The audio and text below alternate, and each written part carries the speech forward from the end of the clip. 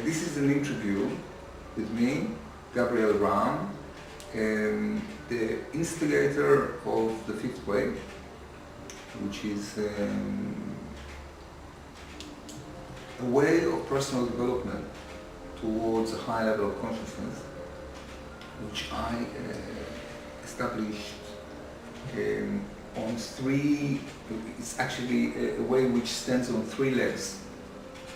One leg is the fourth way, the way of Gurdjieff and Ouspensky. The other way is Zen Buddhism. And the third way is existentialism. In very few words, the fourth way is actually a way to awaken the dormant faculty of higher consciousness. One way is the way of the fakir, which is through physical torture. And the second is the way of the yogi, which is through mastering the emotions, negative emotions,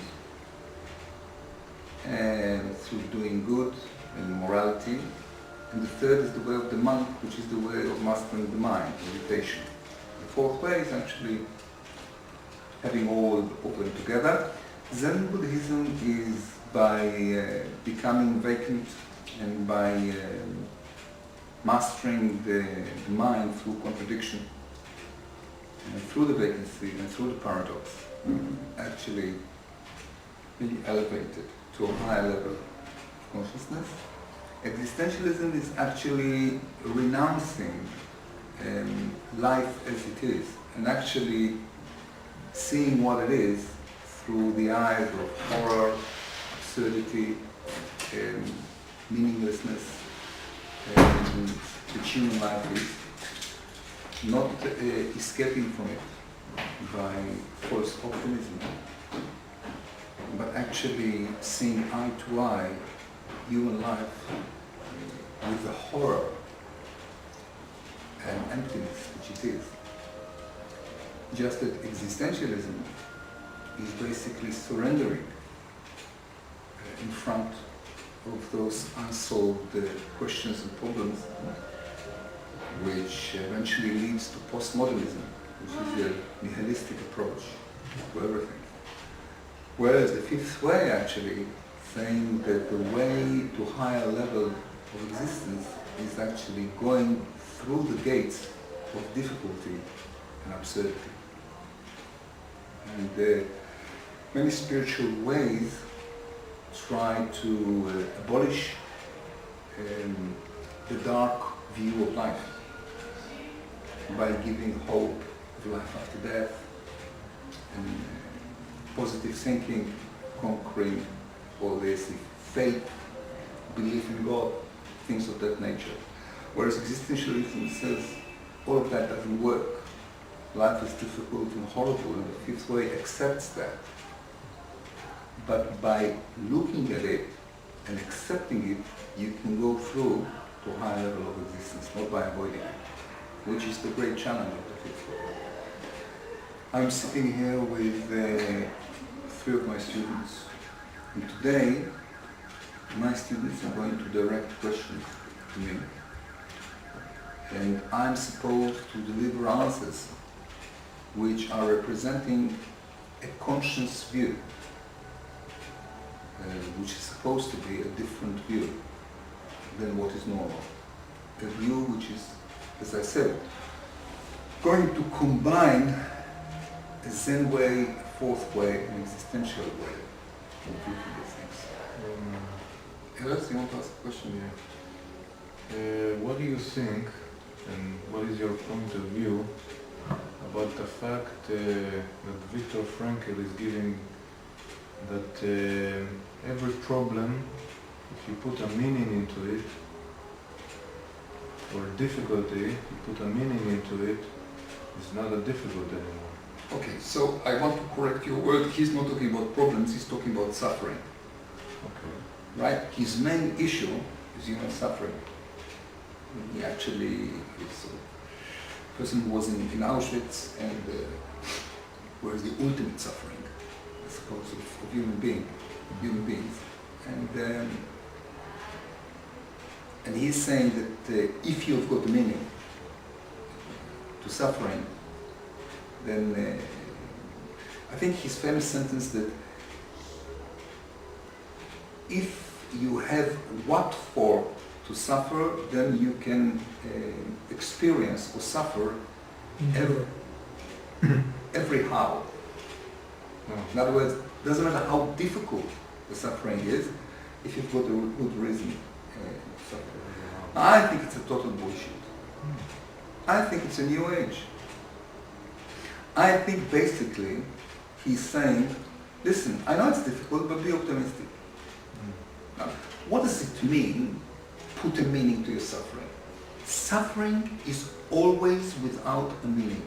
There is no meaning to suffering, never can be a meaning to suffering.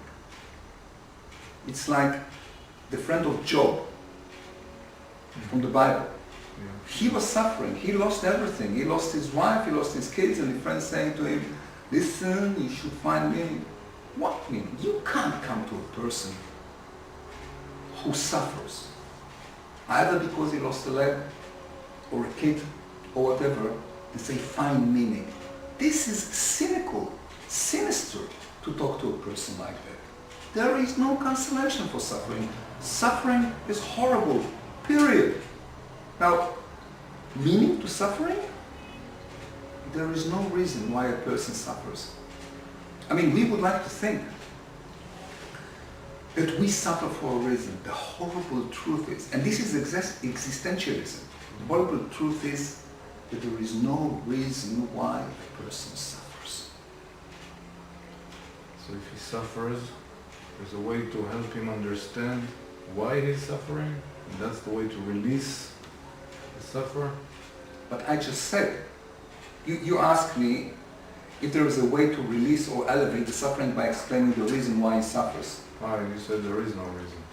But you see, it's difficult for you to accept that a person could suffer without a reason. We would like to believe that there is a divine mind which is responsible why we suffer. To think that you might suffer just because you happen to be in the wrong place at the wrong time and there is no meaning to your suffering whatsoever, the mind could not accept that.